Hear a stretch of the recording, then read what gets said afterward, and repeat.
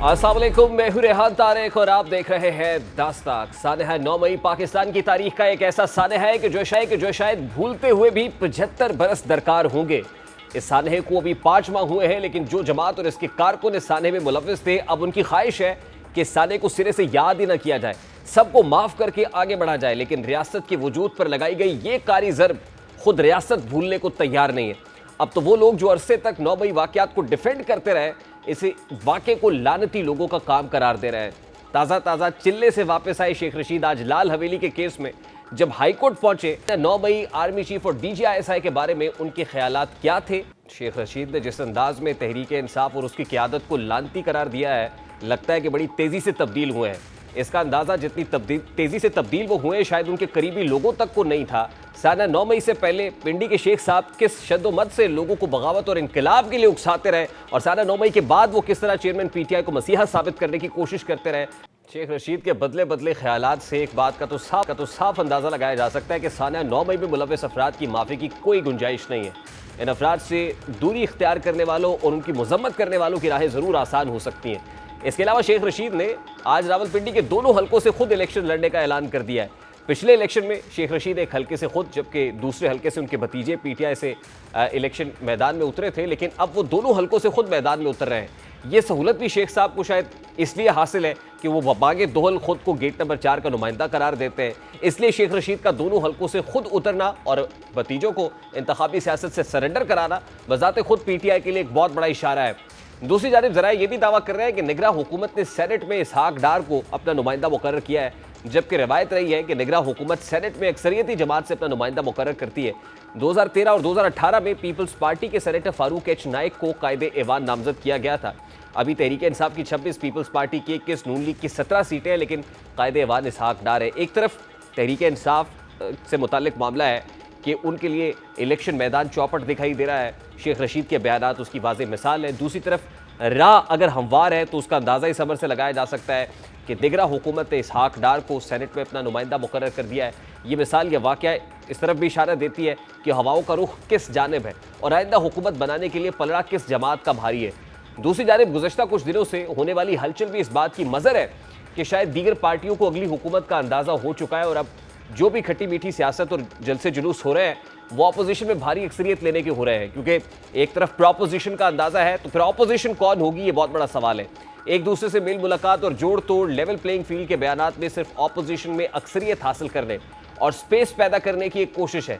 यही वजह कि पीपल्स पार्टी और नून लीग की हालिया 16 माह की रफाकत और इससे कबल 2 दहाइयों की रफाकत में इलेक्शन से कबल अदावत दिखाई देती है, और ये इस वक्त अदावत में तब्दील हो चुकी है। ये पहली बार नहीं है, बल्कि हमेशा से इलेक्शन से कबल दोनों जमातों का एक दूसरे के खिलाफ बयानिया इसी किस्म का होता है। इस साजिशी सियासत और एक मखसूस पैटर्न से उकताए बिलावल भुट्टो जरदारी ने पार्लियामान के फ्लोर पर खड़े होकर वज़ीर आज़म और अपने वालिद से दरख्वास्त की थी कि हमारी ऐसी सियासत से जान छुड़ाएं जो आप और नवाज शरीफ 30 बरस से करते आए। बिलावल साहब ने उस वक्त पार्लियामान के फ्लोर पर खड़े होकर क्या कहा था, जरा उसकी एक झलक आपके सामने रखते हैं। हम पे भी एक जिम्मेदारी है कि हम सब सियासतदान बने और जमहूरियत को मजबूत करने की कोशिश करें। मेरा एक स्टेटमेंट था जहां मैंने सदर जरदारी को और मियां नवाज शरीफ को अपील किया कि मियां साहब को और जरदारी साहब को ऐसे फैसले लेना चाहिए जिससे मेरे लिए और मरियम शरीफ साहिबा के लिए आगे जाके सियासत आसान हो, मुश्किल ना हो। जिस तरीके से हम चल रहे हैं, ऐसे लगता है कि हमारे बड़ों ने फैसला किया है कि जो 30 साल आप लोगों ने सियासत भुगता है, वैसे ही आप चाहते हो कि आगे जाके 30 साल हम सियासत करें। इसी लम्हे बिलावल साहब ने 2006 के चार्टर ऑफ डेमोक्रेसी का जिक्र भी किया था। पाकिस्तान पीपल्स पार्टी की मौकफ ये है कि हमें अगर नया चार्टर ऑफ डेमोक्रेसी नहीं, फिर वो पुराना चार्टर ऑफ डेमोक्रेसी ही से उस पे तमाम ना सिर्फ सियासी जमातों के और वो सियासी जमातों जो आजकल बाहर है असेंबली से, उनके साथ भी, मगर फिर दूसरे इदारों को भी इस चार्टर को या मानना पड़ेगा या उस डायलॉग का हिस्सा होना पड़ेगा। सारे सियासी जमातों को ना सिर्फ सोचना चाहिए, एक्टिव कोशिश करना चाहिए कि हम ये मसला को हल करें। चार्टर ऑफ डेमोक्रेसी 2006 में हुआ, बिलावल साहब उसको याद करते थकते नहीं, लेकिन उसके बाद क्या हुआ? ये होता है इलेक्शंस का माहौल, जब पीपल्स पार्टी और नून लीग आमने सामने आ जाते हैं, और उससे पहले कैसे बाहम शीरो शक्कर दिखाई देते हैं। ये लव हेट रिलेशनशिप है पाकिस्तान मुस्लिम लीग नून और पाकिस्तान पीपल्स पार्टी का। इसमें कैसे प्यार मोहब्बत की बातें मरीम नवाज साहिबा के दौर में बिलावल साहब क्या कहते रहे, हालिया सियासत जब 16 माह की हुकूमत रही, ये वादा तो वफा नहीं हो सका। नदीम अफजल चंद साहब पाकिस्तान पीपल्स पार्टी के रहनुमा हैं, फैसल करीम कुंडी साहब ने ज्वाइन कर लिया है। अस्सलाम वालेकुम फैसल करीम कुंडी साहब, बहुत बहुत शुक्रिया आपके वक्त के लिए। ये जो पाकिस्तान मुस्लिम लीग नून और पीपल्स पार्टी का लव हेट रिलेशन है, इस पर मैं आता हूँ, लेकिन सबसे पहले ये खबर कि पाकिस्तान पीपल्स पार्टी और पाकिस्तान तहरीक इंसाफ के माबैन किसी इंतखाबी इत्तेहाद का इम्कान है या कोई तवक्को है, ये खबर किस हद तक दुरुस्त है? बिस्मिल्लाहिर्रहमानिर्रहीम। देखें, सच ऐसी कोई बात नहीं है कि पाकिस्तान पीपल्स पार्टी और पाकिस्तान तहरीक इंसाफ के दरमियान कोई बातचीत शुरू है या हो रही है। अभी तक कोई ऐसी बात नहीं, और डेफिनेटली पाकिस्तान पीपल्स पार्टी उन लोगों के साथ बिल्कुल मुज़ाकरात नहीं कर सकती जो 9 मई में मुलव्वस हों। हाँ, अगर इलेक्शन कमीशन इजाज़त देती है पाकिस्तान तहरीक इंसाफ के उन लोगों की जो 9 मई में मुलव्वस नहीं है, जिन्होंने जो आइन की और कानून की बलदस्ती की बात करते हैं, और उनको इलेक्शन में इजाज़त मिलती है, तो फिर उसके बाद पार्टी लीडरशिप ने फैसला करना है कि उन्होंने उनके साथ इत्तेहाद करना है, बातचीत करनी या नहीं करनी। आज तक हमारी कोई सच बातचीत नहीं हो रही उनके साथ। नहीं, बतौर पार्टी तो पाकिस्तान तहरीक इंसाफ पे कोई कर्ज नहीं है कि वो इलेक्शंस नहीं लड़ सकते। तो जब बात है, ये भी तो पार्टी लीडरशिप ने कोई फैसला नहीं किया, पाकिस्तान पीपल्स पार्टी की लीडरशिप ने, वरना पाकिस्तान तहरीक इंसाफ पाकिस्तान तहरीक इंसाफ का वो वफ्द जो मौलाना फजलुर रहमान से मुलाकात के लिए पहुंचा था, पीपल्स पार्टी से भी उनकी मुलाकात स्केड्यूल्ड है, तो क्या ये खबर दुरुस्त नहीं थी? नहीं, इस खबर में अभी तक कोई सदाकत नहीं है। पाकिस्तान पीपल्स पार्टी के साथ अभी किसी ने रब्ता नहीं किया, उसके बाद अगर रब्ता होगा तो लीडरशिप इसके ऊपर बातचीत करेगी कि आया क्या इसके ऊपर फैसला किया जा सकता है, क्या होता है क्या नहीं होता। लेकिन ऐसा अभी तक हमारे कोई रब्ते पाकिस्तान तहरीक इंसाफ के साथ इस लेवल पे नहीं है। लेकिन ये तजवीज़ ज़ेर गौर हो सकती है, यानी ये कोई नामुमकिनात में से भी नहीं है, ये भी कह रहे हैं आप? देखिए, पॉलिटिक्स में तो पाकिस्तान पीपल्स पार्टी हमेशा यही बात करती है कि कोई आखिर नहीं होता। हम तो डायलॉग की पॉलिटिक्स करते हैं, रिकॉन्सिलिएशन की पॉलिटिक्स करते हैं। ये सवाल उनसे करें कि जो अपनी हुकूमत में थे और जिस तरीके से बातचीत करते थे, और जो हमें जो बात देते थे कि जी इनका तो बातचीत क्या, ये तो चोर डाकू है, पता नहीं क्या क्या है। तो आज हमें हमारी याद वो कैसे आ गई है। आज वो लोग किधर हैं जो मतलब है कि जिस तरीके से आपके टीवी प्रोग्राम में आते थे और चलाने लगाते थे और उनको कोई संभाल नहीं सकता, और जिस जबान में वो बात करते थे, आज क्यों खत्म हो गई कि वो जबान? आ जाए ना मैदान में, जरा पता चल जाएंगे क्या होता है। चले ठीक है कुंडी साहब, तहरीक इंसाफ से तो मुखासमत रही है और जाहिर है उसकी एक तारीख है, लेकिन पाकिस्तान मुस्लिम लीग नून तो माजी करीब की हलीफ रही है, आपकी 16 माह इकट्ठी हुकूमत की है। तो मियाँ नवाज शरीफ की वापसी के बाद मियाँ साहब से बाज़ाब्ता तौर पर कोई बातचीत हुई हो, मुलाकात हुई हो?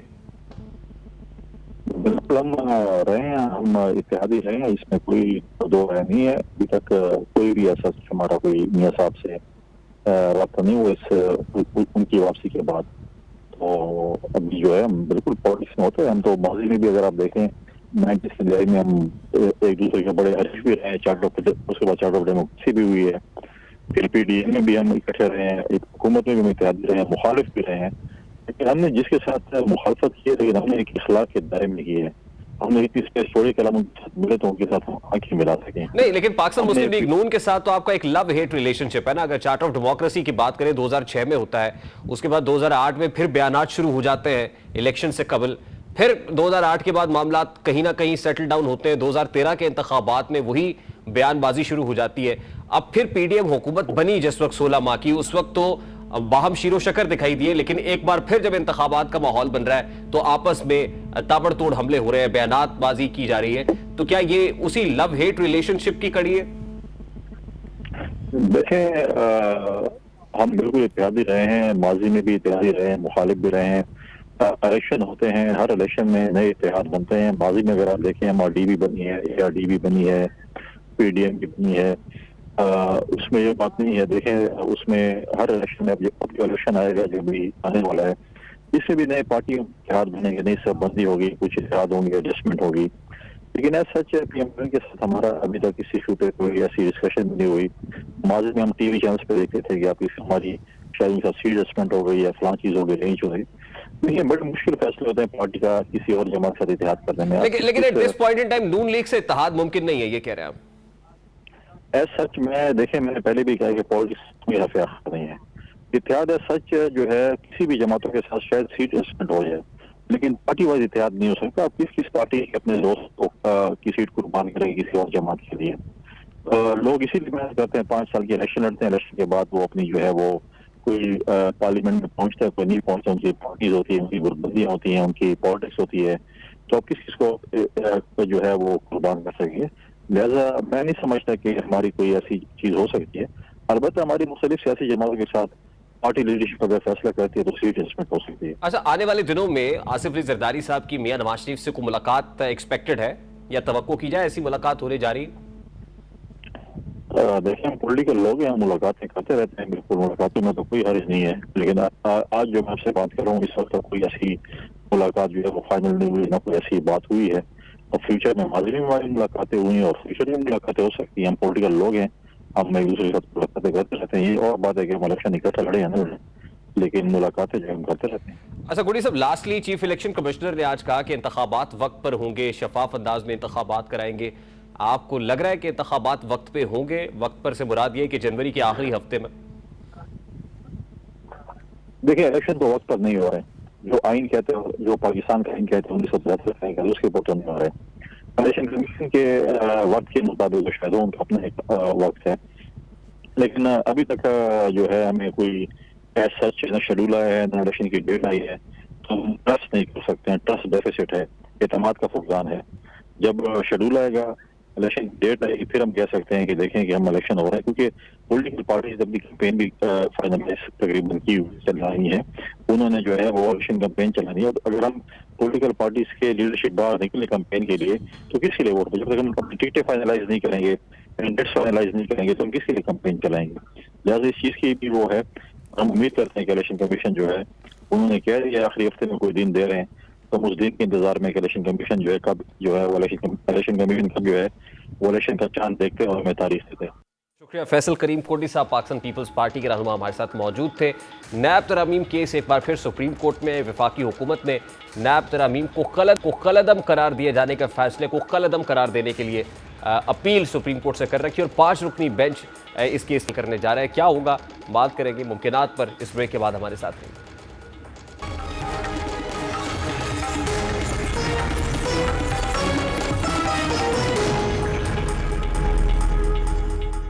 15 सितंबर को साबिक चीफ जस्टिस उमर अता बंदयाल ने अपनी मुद्दत मुलाजमत के आखिरी रोज पार्लियामान से मंजूर शुदा नैब तरामीम को कलअदम करार दे दिया था और नैब को 7 रोज में तमाम रेफरेंसेज और इन्वेस्टिगेशंस बहाल करने का हुक्म दिया था।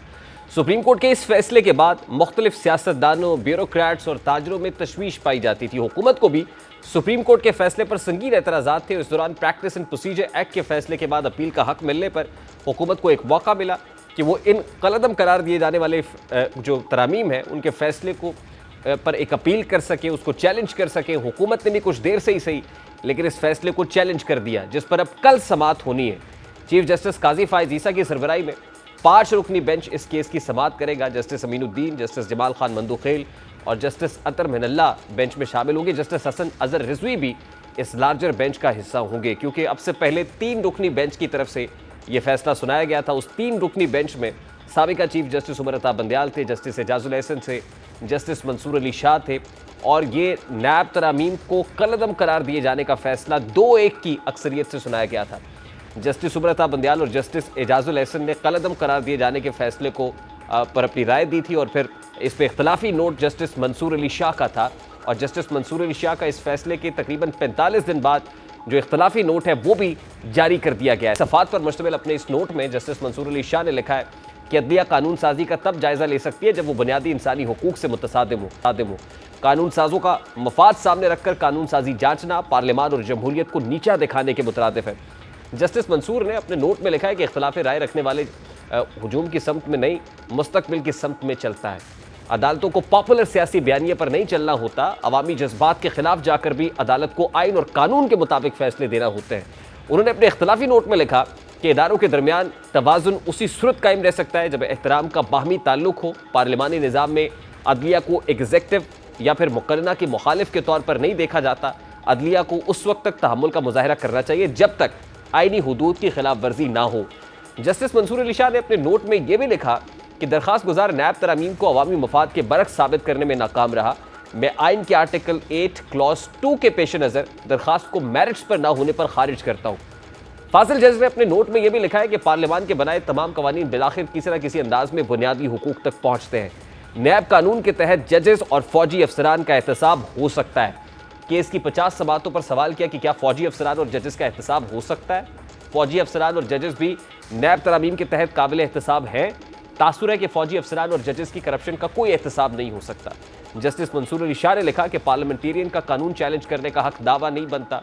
जमहूरी निज़ाम में अक्सरियत का ही फैसला या कानून साजी हतमी तस्वुर होती है। अक्सरियत से मंजूर कानून साजी को हिमायत में वोट देने वालों की बजाय पूरी पार्लियामान की कानून साजी समझा जाता है। पार्लियामान में कानून साजी से इख्तलाफ करने वाले इसको चैलेंज करने का इख्तियार नहीं रखते।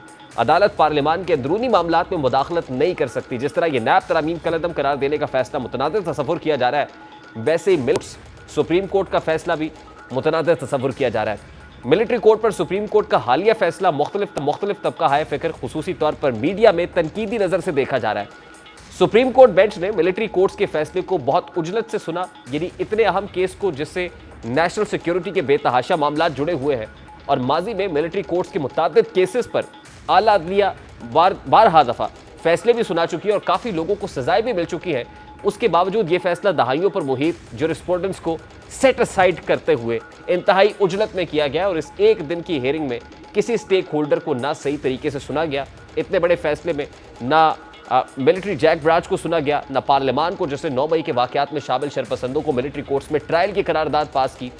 उजलत में किए गए इस फैसले से मुल्क की नेशनल सिक्योरिटी और काउंटर टेररिज्म की मद में चलने वाले केसेस खतरे में पड़ गए, जिस पर हुकूमत को फौरी अपील में जाना चाहिए और इम्कान है कि हुकूमत इसी हफ्ते मिलिट्री कोर्ट्स में जो सिविलियंस का ट्रायल है उसके ऊपर दिए गए सुप्रीम कोर्ट ऑफ पाकिस्तान के फैसले को सुप्रीम कोर्ट में चैलेंज कर सकती है। और इस फैसले के कानूनी पहलुओं से कतई नज़र हमें पाकिस्तान की दाखिली सलामती के तनाजुर में इस फैसले को जांचना होगा, क्योंकि सुप्रीम कोर्ट का ये फैसला मुल्क की सलामती के खिलाफ बरसरे पैकार दहशतगर्द तंजीमों और उनके बैन अल-अक़वामी सहूलतकारों के लिए एक हौसला अफजा खबर के तौर पर सामने आया है। हमारी कौम और हमारे कानून नाफिज करने वाले इदारों ने जहाँ बेशुमार कुर्बानियाँ देकर दहशतगर्दी का रास्ता रोका है, वहीं कानूनी निज़ाम में मौजूद सुकम ने इन दहशतगर्दों की सरकूबी के लिए किए जाने वाले इकदाम की हौसला शिकनी की है।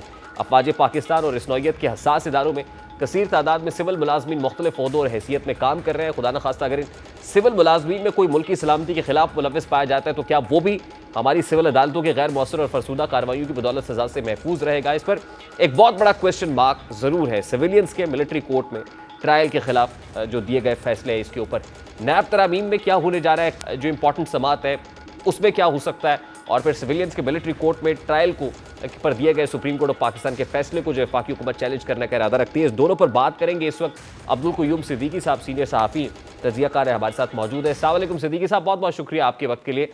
Supreme court practice and procedure bill के कानून बनने के बाद ये जो मौका मिला वफाकी हुकूमत को कि नैब तरामीम के खिलाफ दिए गए फैसले को सुप्रीम कोर्ट में चैलेंज करे, इसको कैपिटलाइज किया गया है और अब कल इंपॉर्टेंट से बात होने जा रही है। Supreme court practice and procedure bill के तनाजुर में आप कैसे देखते हैं, क्या इन सिंगल गो यूनानिमसली ये सुप्रीम कोर्ट का जो फैसला है जिसमें स्ट्राइक डाउन किया गया नैब तरामीम को, वापस हो सकता है?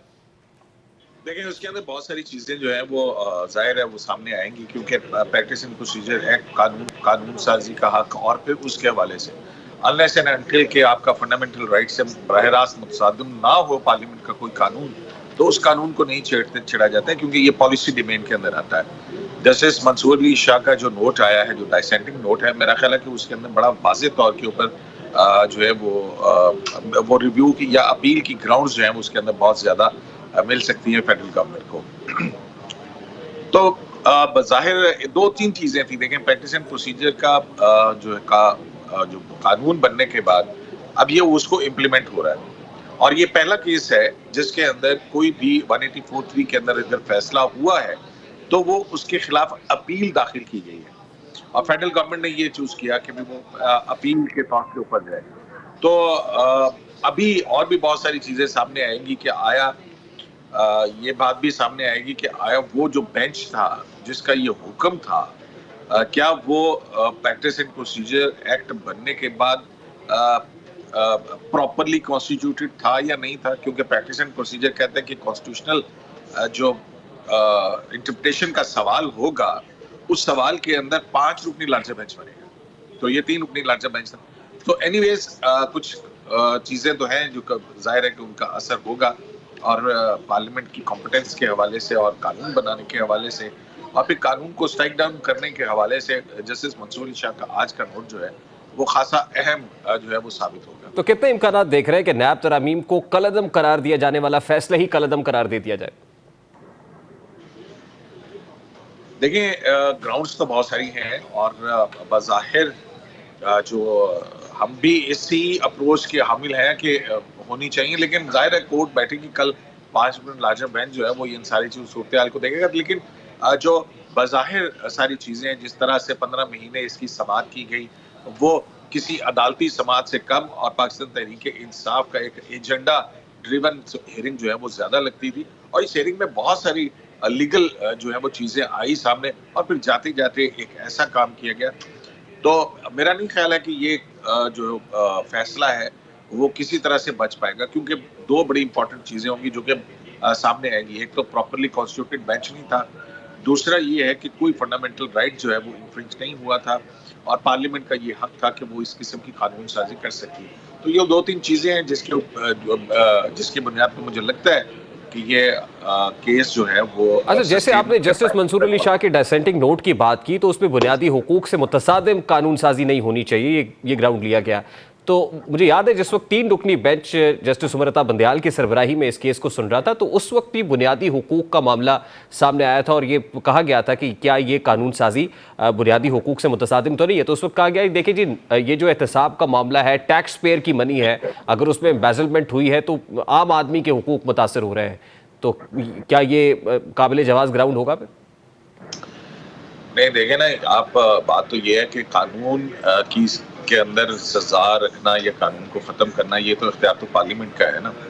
अब ये उसकी दूसरी डायमेंशंस हैं कि आया ऐसा होना चाहिए नहीं होना चाहिए। अब यही बात भी सामने है कि 500 मिलियन तक का जो करप्शन और करप्ट प्रैक्टिसेस का हवाला है वो आ जाता है आपका, उसके ऊपर नैब कानून जो है वो लागू होगा और उससे कम जो होंगे वो भी कुछ स्पॉट फ्री नहीं जाएंगे, वो उनके एंटी करप्शन एजेंसीज जो है वो उनके तहत जो है वो उनकी वो करेंगे। लेकिन फिर उसके बाद एक और बहुत अहम बात भी जस्टिस मंसूर अली शाह के नोट के अंदर, तो वो जो जज साहबान का और फौजी हुकाम के नैब कानून के नीचे एहतसाब के हवाले से उनकी बड़ी अहम बात है, क्योंकि उसमें ये इम्तियाजी कानून होगा कि आज जो आर्टिकल 25 के अगेंस्ट होती है ना चीजें, कि आपको उसी तरह से इक्वल प्रोटेक्शन ऑफ लॉ हो और उसी तरह से आपके पास जो है वो दूसरे लोगों के खिलाफ अगर कार्रवाई होती तो उसी में हो। एनीवेज वो एक लंबी बहस है उसके अंदर। मैं ज़िम्नन जी अब्दुल करीम साहब, ज़िम्नन खबरें ये भी आ रही हैं क्योंकि आप इस्लामाबाद में हैं तो सुप्रीम कोर्ट ऑफ पाकिस्तान के दाखिली और खारजी रास्तों से कोई बैरियर्स हटाए जा रहे हैं। मैं चाहता हूँ इस पर भी आपको कॉमेंट करना चाहे तो बताइए, ये क्या मामला है सर? नहीं, वो जाहिर है कि लिटिगेंट्स को और वहाँ पे रुकावट ना डाली जाए और जो है वो सिक्योरिटी के नाम के ऊपर अगर आप लोगों की इस तरह से वहाँ पे बेतुकीरी हो तो वो अच्छी बात नहीं है। अगर ये इकदाम होते हैं तो बात मेरा ख्याल है कि बहुत अच्छी है। ठीक है, तब्दीली तो आ रही है। अब लास्टली सिविलियंस की असल चीज जो है वो ये है कि आपकी जो सुप्रीम कोर्ट ऑफ पाकिस्तान के अंदर वर्किंग और उसके हवाले से जो थी वो ट्रांसपेरेंसी होनी चाहिए, वो हमें बड़ी वाज़े तौर के ऊपर नजर आ रही है। शफाफियत अभी देखा आपने, सुप्रीम जुडिशियल काउंसिल की मीटिंग हुई, पहले कभी इससे प्रेस लिस्ट जारी नहीं हुई, पहली मर्तबा हुआ कि उसकी प्रेस लिस्ट भी जारी की गई। इसी तरह से जुडिशियल कमीशन ऑफ पाकिस्तान के अंदर जो अपॉइंटमेंट हुई उसका भी जो है वो सुप्रीम कोर्ट ऑफ पाकिस्तान ने जारी किया। लगभग 3 साल बाद सर सुप्रीम जुडिशियल काउंसिल की मीटिंग इटसेल्फ हो जाना ये एक बहुत बड़ी डेवलपमेंट थी, बड़े अरसे से इंतजार हो रहा था कि मीटिंग पहली मर्तबा बताया गया कि उसके बाद से 29 के करीब जो है वो केसेस या कंप्लेंट जो है वो मौजूद थी।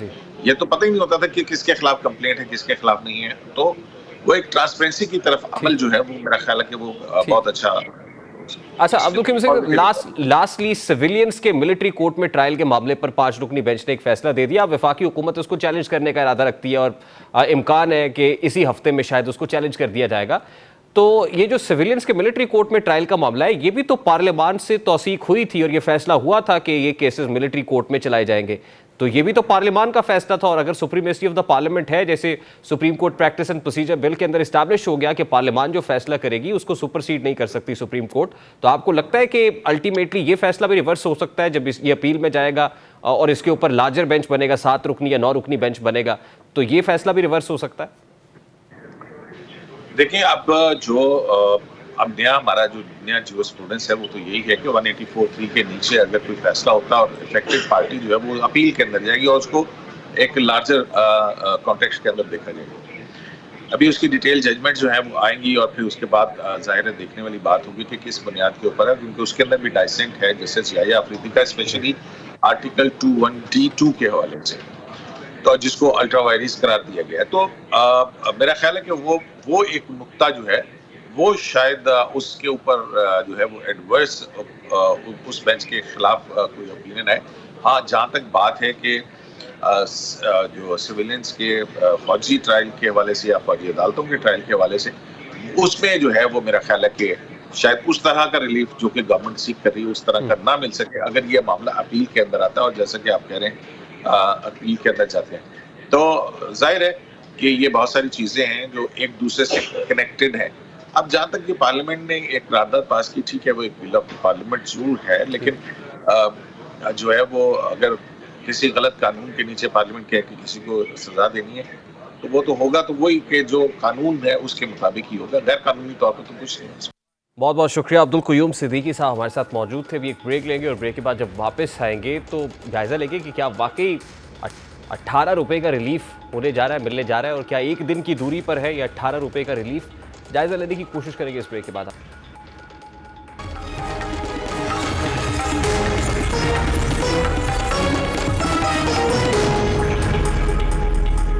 गुज़श्ता हफ्ते हमने अपने प्रोग्राम में कुछ आदाद-ओ-शुमार पेश किए थे और वज़ारत पेट्रोलियम के ज़राए से मिलने वाली खबर से आपको बताया था कि पेट्रोलियम मसनूआत की कीमतों में कमी का इम्कान है। ये खबर अब हकीकत बनती दिखाई दे रही है। आवाम के लिए खुशखबरी है कि पेट्रोलियम मसनूआत की कीमतों में तकरीबन 18 से 20 रुपये की मज़ीद कमी मुतवक्के है, जिससे पेट्रोल की कीमत कम से कम 270 रुपये से नीचे आने का इम्कान है। निगरान हुकूमत ने आखिरी जायजे में 16 से 31 अक्टूबर के लिए पेट्रोल की फी लीटर कीमत 40 रुपये कम करके 283 रुपये 38 पैसे और हाई स्पीड डीजल की कीमत 15 रुपये कम करके 303 रुपये 18 पैसे फी लीटर कर दी थी। लेकिन अब खबर है कि निगरान हुकूमत पेट्रोलियम लेवी में मजीद इजाफा नहीं करती तो हाई स्पीड डीजल यानी HSD की कीमत में तकरीबन 5 से 6 रुपये फी लीटर कमी का इम्कान है, जबकि पेट्रोल तकरीबन 18 रुपये फी लीटर सस्ता हो सकता है। गुज़श्ता 15 रोज़ में डॉलर के मुकाबले में रुपये की कदर में तकरीबन 3 रुपये का इजाफा हुआ है और इस दौरान आलमी मार्केट में डीजल की औसत कीमत में तकरीबन $1.3 फी बैरल कमी आई है, जबकि पेट्रोल की कीमत में तकरीबन $3.5 फी बैरल का इजाफा हुआ है। लेकिन डॉलर के मुकाबले में रुपया जो तगड़ा हुआ है, रुपये की कदर मुस्तहकम हुई है, उससे ये इम्कान जाहिर किया जा रहा है कि पेट्रोल की कीमत और डीजल की कीमत दोनों में कमी मुतवक्के और 18 से 20 रुपये का जो रिलीफ है वो आवाम को मिल सकता है। अब इसकी मज़ीद तफसीलात हम कल के प्रोग्राम में सामने रखने की कोशिश करेंगे, क्योंकि प्रोग्राम का वक्त अपने इख्तिताम को पहुँचा है। आपसे मुलाकात होगी इंशाअल्लाह कल। अपना रखिए ख्याल। अल्लाह हाफ़िज़।